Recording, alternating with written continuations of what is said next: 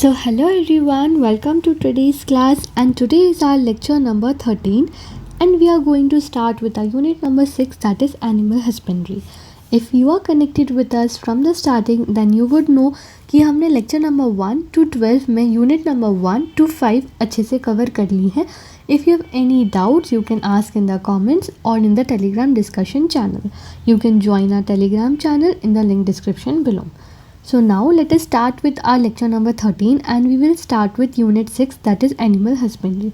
If you are connected with us from the starting, you would also know that कि जब भी हम कोई यूनिट स्टार्ट करते हैं we look at the syllabus.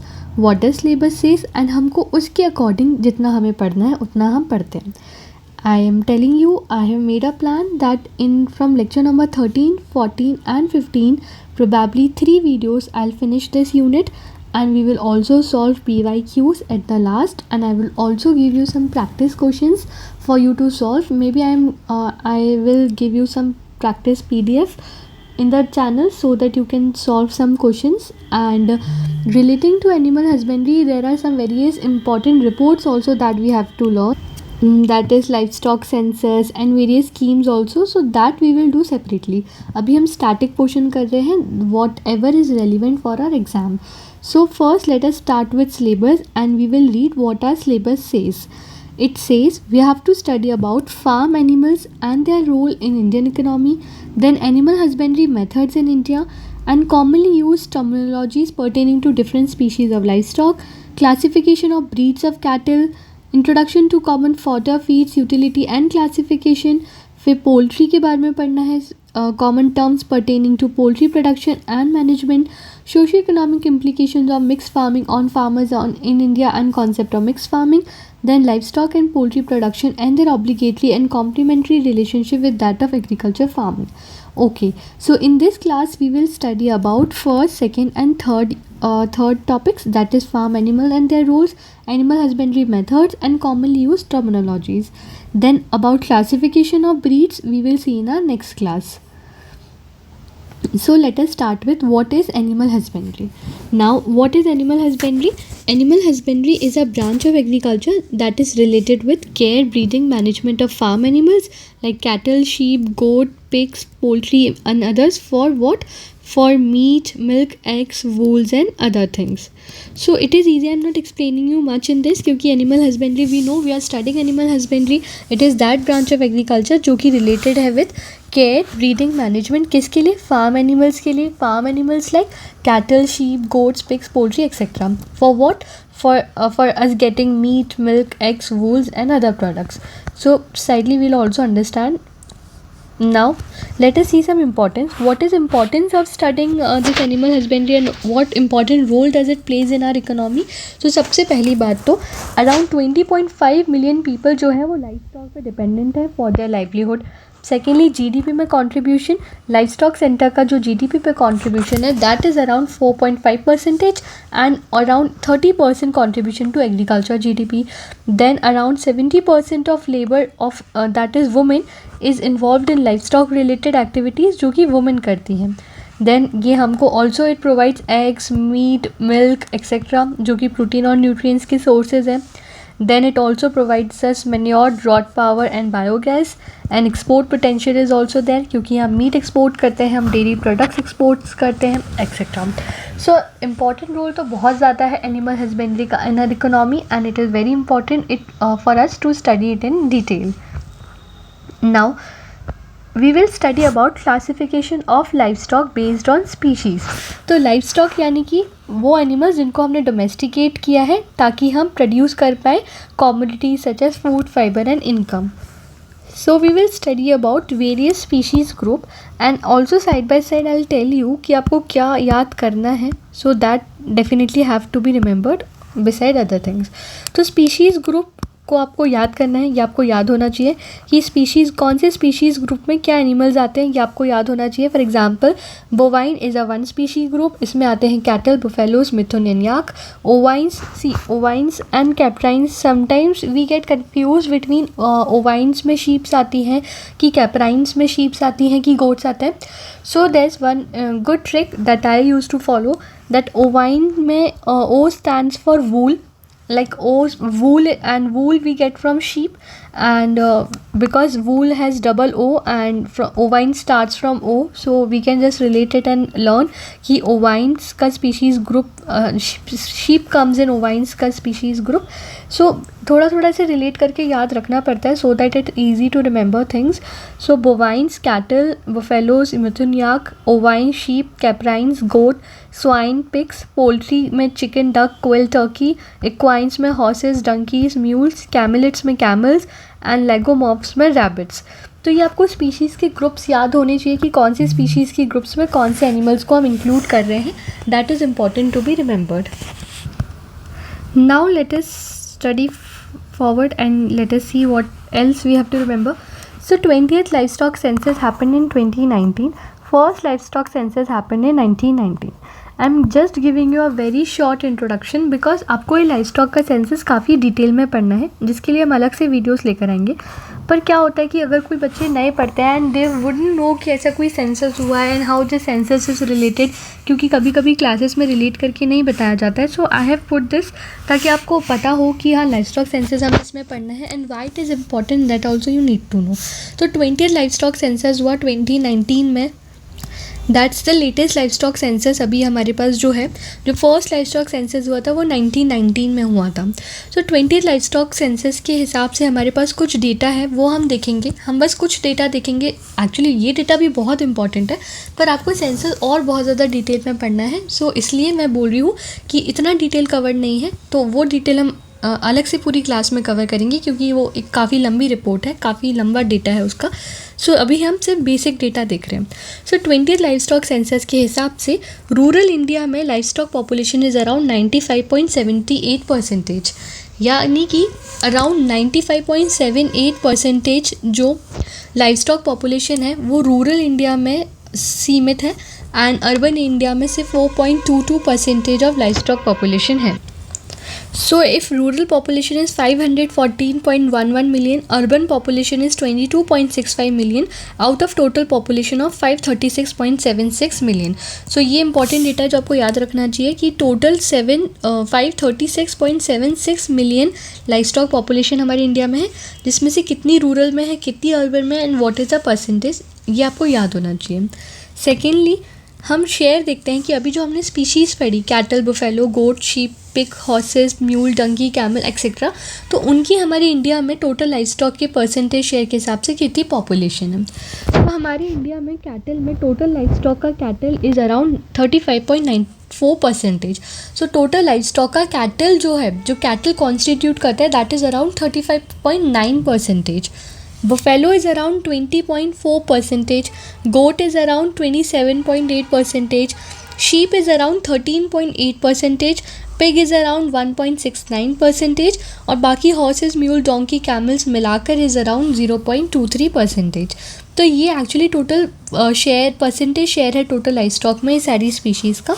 And also population you can just see कि cattle में हमारी population 193.46, buffalo we have around 109.85, goat is 148.89 and so on. For example we studied कि हमारी जो टोटल लाइव स्टॉक पॉपुलेशन है that is 536.76. तो इसमें से कैटल की population is 193.46, that is around 35.9%. इसका ये मतलब हुआ. सो अभी ये डेटा हम बस ऐसे ही देख रहे हैं, पर जब हम रिपोर्ट करेंगे हम अच्छे से देखेंगे कि ये जो कैटल की पॉपुलेशन है इसमें इंडिजिनियस कैटल कितनी है, देन इसमें एक्जॉटिक कैटल्स कितनी है, कितना डिक्लाइन हुआ है, कितना इंक्रीज़ हुआ है, मेल कितना है, फीमेल कितना है, वो सब हम डिटेल में वहाँ पढ़ेंगे. Right, now let us see some global ranks that are important for us to be remembered. जैसे कि कैटल में इंडिया की ग्लोबल रैंक है फर्स्ट, बफेलो में फर्स्ट, गोट्स में फर्स्ट, यानी India has highest number of cattle, buffaloes and goats in the whole world. Sheep में our population is rank is second. First पे चाइना है, China में सबसे ज़्यादा शीप्स मिलते हैं एंड देन इंडिया में. नाउ पिग्स में India is at 21st number, China is at highest. India में 9 मिलियन अराउंड पिग्स है, that is 1.69% of total live stock. And China में there are around 310 million of pigs. कहीं जगह आपको अगर data मिल रहा है और कहीं जगह लिखा है कि इंडिया स्टैंड्स फिफ्थ, तो दैट इज़ रॉन्ग, क्योंकि nowhere India stands on fifth as per latest data.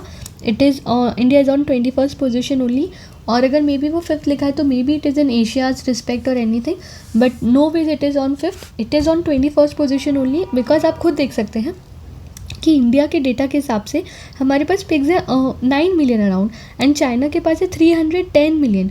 So no way it is possible कि इंडिया 5th नंबर पे आएगा. पिग्स की पॉपुलेशन में India is at 21st position only. Now we will also study some other ranks also, जैसे कि milk में India की रैंक क्या है, मीट में इंडिया की रैंक क्या है, एग्स में इंडिया की क्या रैंक है, हमारी क्या पर अवेलेबिलिटी स्टेटस है, और कौन से स्टेट में हाईएस्ट है. This we will all study in our current affairs classes और इन आवर नेक्स्ट क्लासेस, या यहाँ पर भी आई फील कि हाँ पढ़ाया जा सकता है ये चीज़. We will study all of that also. Now so हम एक बार फिर अपना सिलेबस देख लेते हैं. अभी हमने जो टॉपिक करा that is farm animals and their role in Indian economy, that we have completed.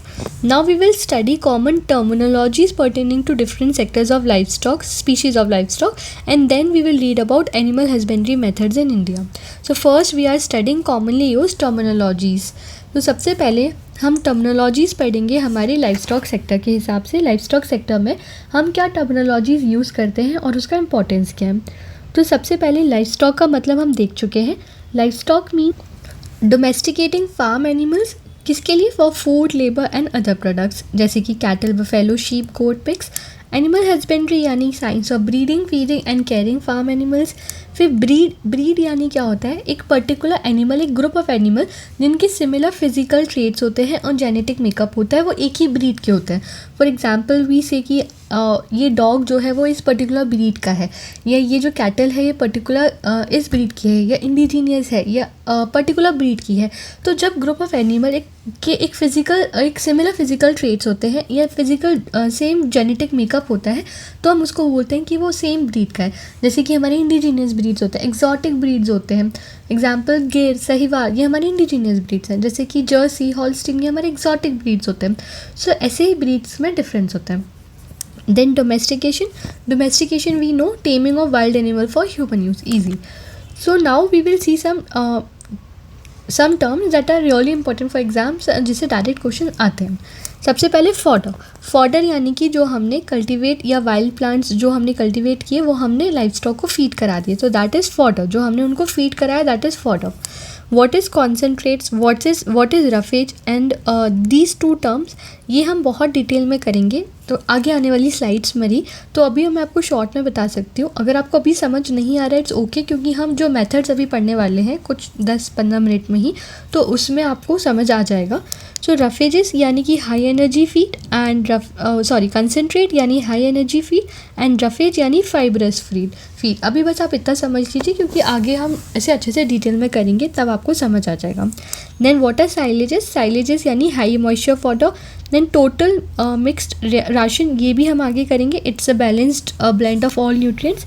And ration मतलब क्या होता है, जो हमने एक एनिमल को एक दिन में 24 घंटे में कितना खाना दिया, टोटल कितना खाना दिया, दैट इज़ राशन. जो हमने टोटल खाना दिया एक एनिमल को 24 घंटे के अंदर, that is ration. Now some health and management terms let us see. Deworming यानी उनके जो इंटरनल पैरासाइट्स या वॉर्म्स या कीड़े हो गए वो हटाना, सो दैट इज़ डीवॉर्मिंग. वैक्सीनेशन यानी कोई भी डिसीज़ ना होने, तो डिसीज़ प्रिवेंशन के लिए हम वैक्सीन्स लगाते हैं. देन क्वारंटीन करना यानी कि आइसोलेशन में रखना ताकि डिसीजेस फैले ना. कैस्ट्रेशन यानी स्टेरिलाइजेशन करना मेल एनिमल्स का, ताकि वो अब फर्दर रिप्रोडक्शन की प्रोसेस में ना जा पाएँ या वो बेबीज़ ना कर पाएँ, so that is castration. Culling यानी कि उनके अगर कुछ अनप्रोडक्टिव है तो जो हमारे काम का नहीं है तो उनको रिमूव करना, या डिसीज़ एनिमल हो गया तो removing unproductive and disease animal, तो जो वर्ड यूज़ होता है that is Kalinga.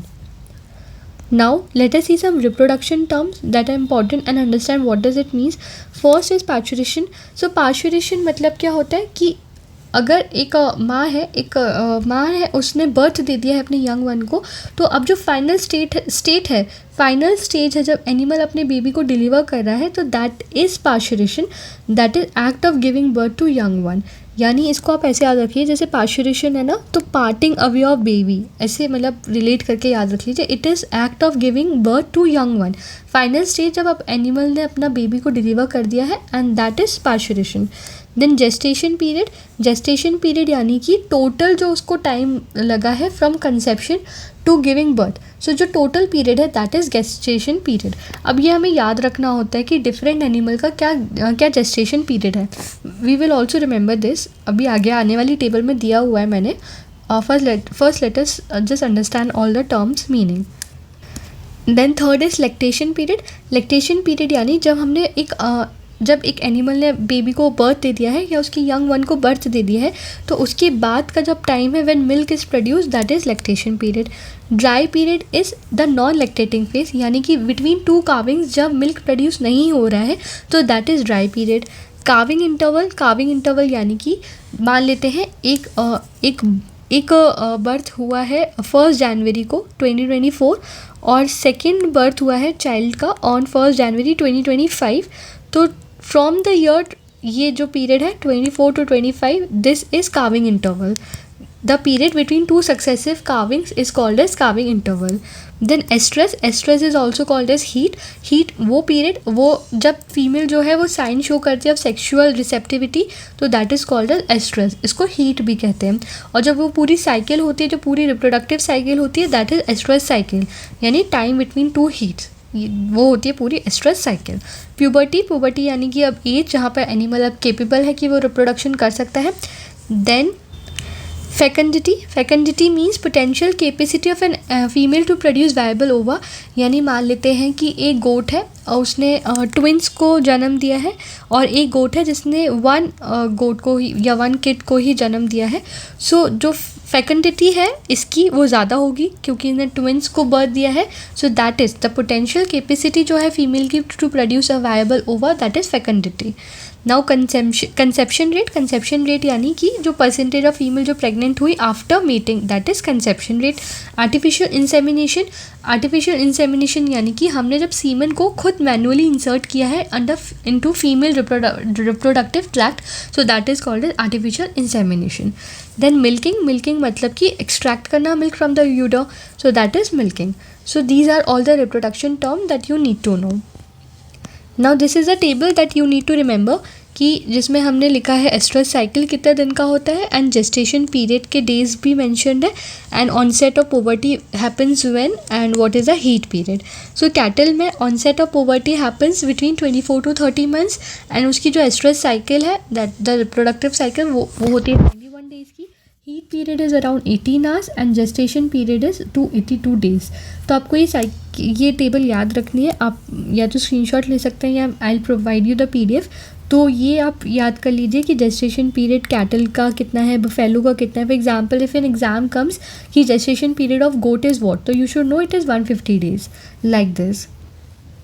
Now we will study some comprehensive terminology table for livestock species.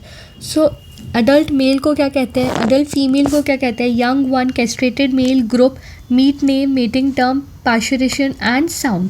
तो ये जो सारे टर्म्स हैं for cattle, buffalo, sheep, goat, horse, pig, poultry and duck, तो ये याद होनी चाहिए बिकॉज एग्ज़ाम में आ जाता है कि कौन से को क्या बोलते हैं. फॉर एग्जांपल गोट के यंग वन को क्या कहते हैं, so it is called as kid.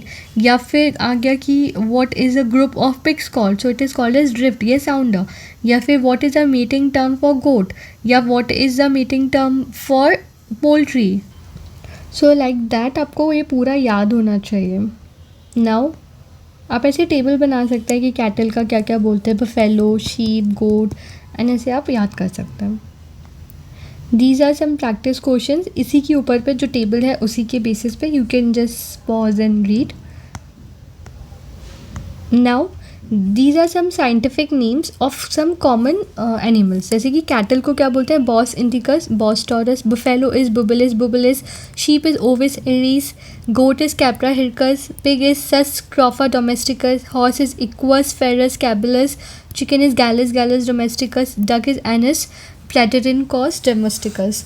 सो ये आपको याद कर लेना है बिकॉज एग्जाम में आ सकता है और ज़्यादा नहीं है तो याद हो सकते हैं. बस एक एक वर्ड आप रिलेट कर लीजिए, आपको याद हो जाएगा. Now we will read about second topic that is animal husbandry methods in India. So इसमें हम पढ़ेंगे rearing methods, housing practices, feeding systems and breeding methods. So first let us see about rearing methods. So rearing methods में हम कुछ rearing methods पढ़ेंगे, जैसे कि extensive rearing. Extensive rearing यानी कि उनको खुला छोड़ दिया है टू ग्रेस फ्रीली, जैसे आप इमेज में देख सकते हैं, दिस इज एक्सटेंसिव रियरिंग। जब उनको ग्रेस फ्रीली के लिए अलाउ कर दिया है with minimum human intervention, large open areas है, मिनिमल इन्वेस्टमेंट की ज़रूरत है and it is common with sheep, goat, cattle। इसके एडवांटेजेस होते हैं कि लो कॉस्ट है, बट डिसएडवांटेज है कि अनकंट्रोल्ड ब्रीडिंग है, low productivity and high mortality है। Then what is intensive rearing. Intensive यानी कि हमने उन्हें शेड में रखा है और हम साइंटिफिकली फीड कर रहे हैं with proper health care and breeding management, जैसे कि डेयरी, कैटल, पोल्ट्री, पिग्स, जिसमें हाई प्रोडक्टिविटी है बट हाई इनपुट कॉस्ट लगता है, ट्रेनिंग वगैरह की भी ज़रूरत होती है। देन सेमी इंटेंसिव रियरिंग यानी कि सेमी इंटेंसिव है, हम ग्रेजिंग भी अलाउ कर रहे हैं लिमिटेड और स्टॉल फीडिंग भी कर रहे हैं। इसके एडवांटेज है कि हम बैलेंस फीडिंग कर सकते हैं with better control and it is suitable for small and marginal farmers.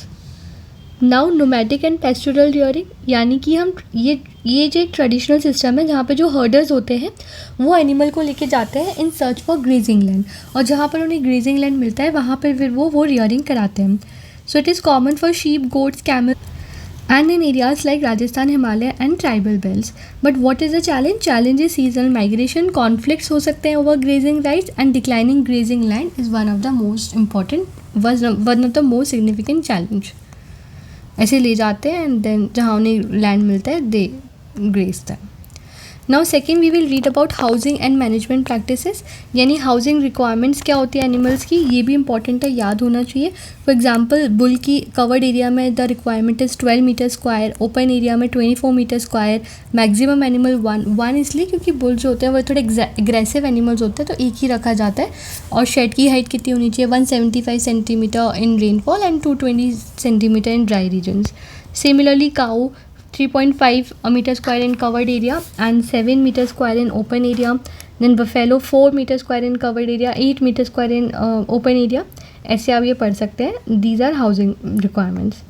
Similarly for sheep and goats, for example female sheep that is eve या nanny, so that covered area is 1 and open area is nothing as such, but lamb या kid के लिए the covered area is 0.4, ram और buck के लिए the covered area is 3.4 meter square.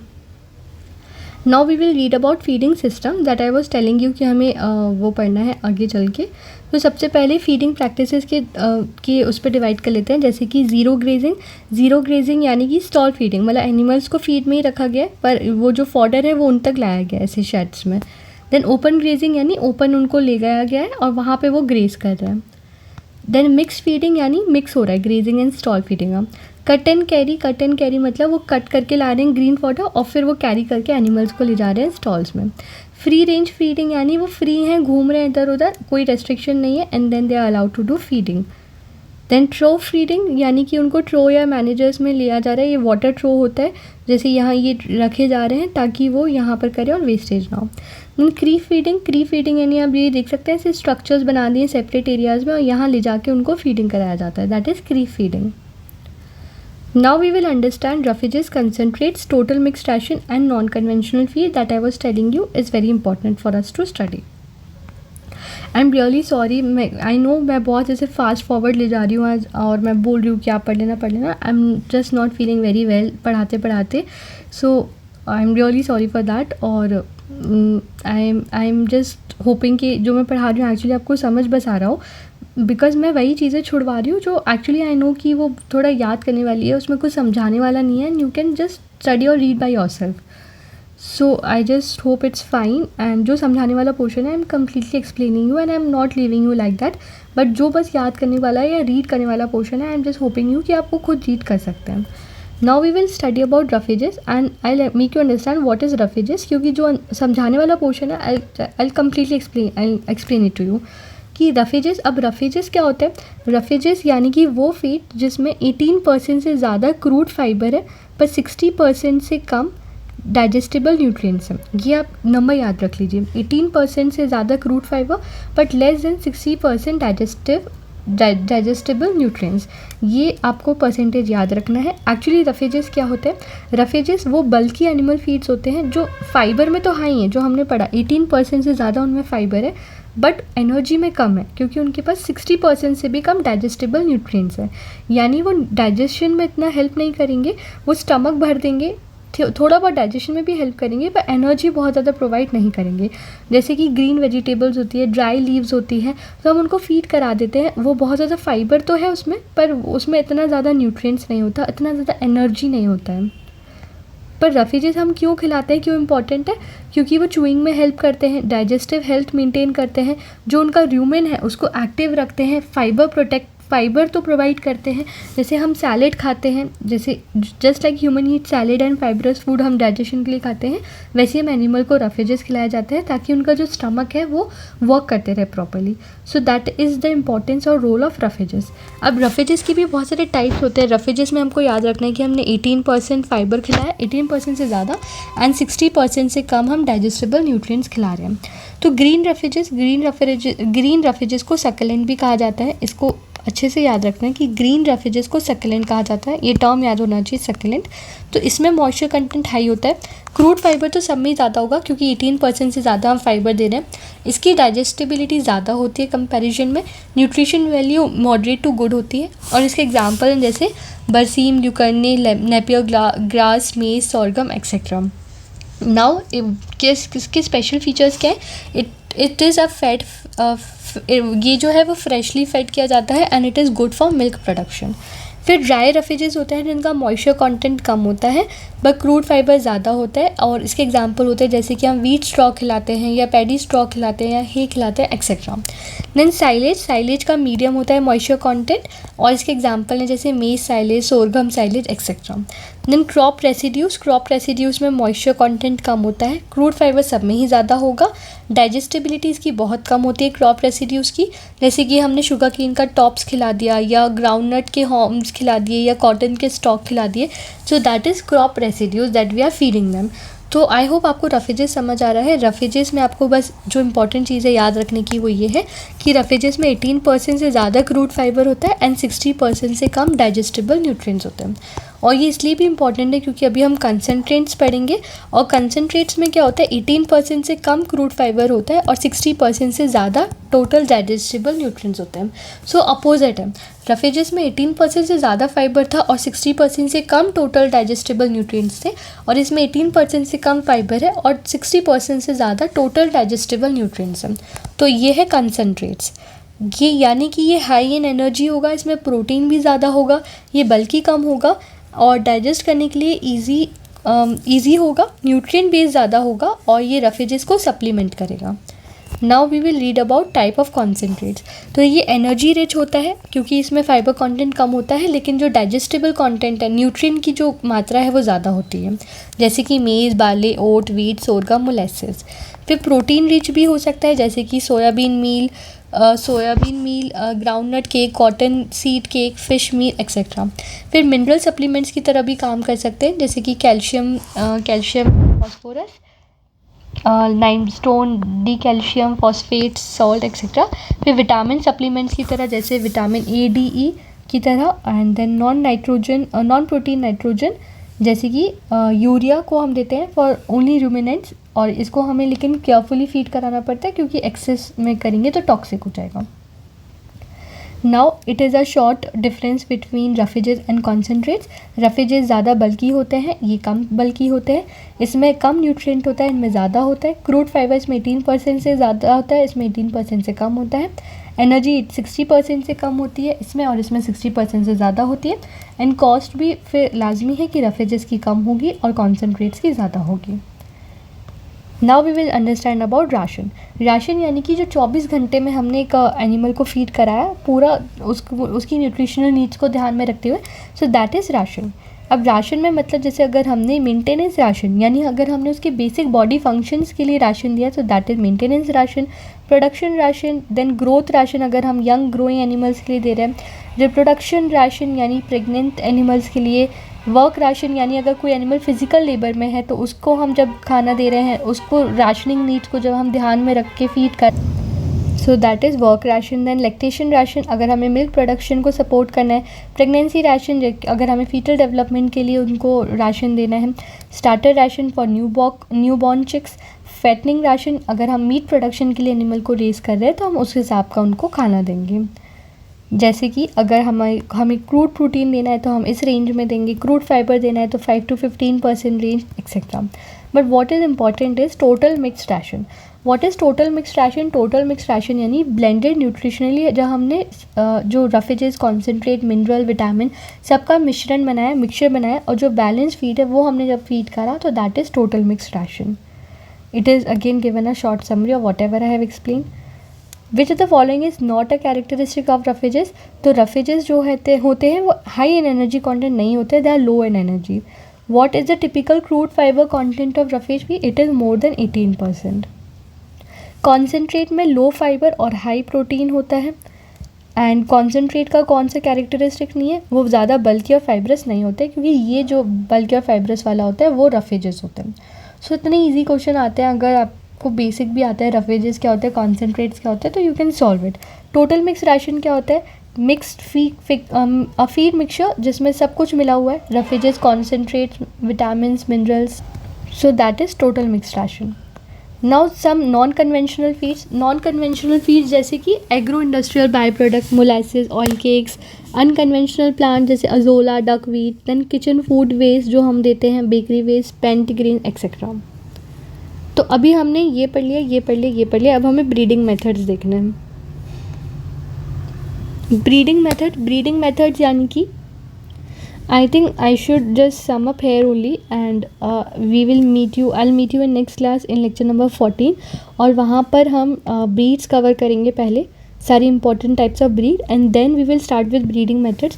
क्योंकि अगर मैंने अभी आपको breeding method बताया, so ये जो इसको बताने के लिए first I will have to teach you कि actually कितने टाइप की ब्रीड्स है, और सारी टाइप्स ऑफ ब्रीड्स को first I should teach you, and then हम ब्रीडिंग मेथड्स की तरफ चलेंगे। I think that would be more logical to teach you that way, क्योंकि आपको फिर तभी अच्छे से समझ आएगा गिर क्या है, हॉलिस्टीन क्या है, जो हम बात कर रहे हैं।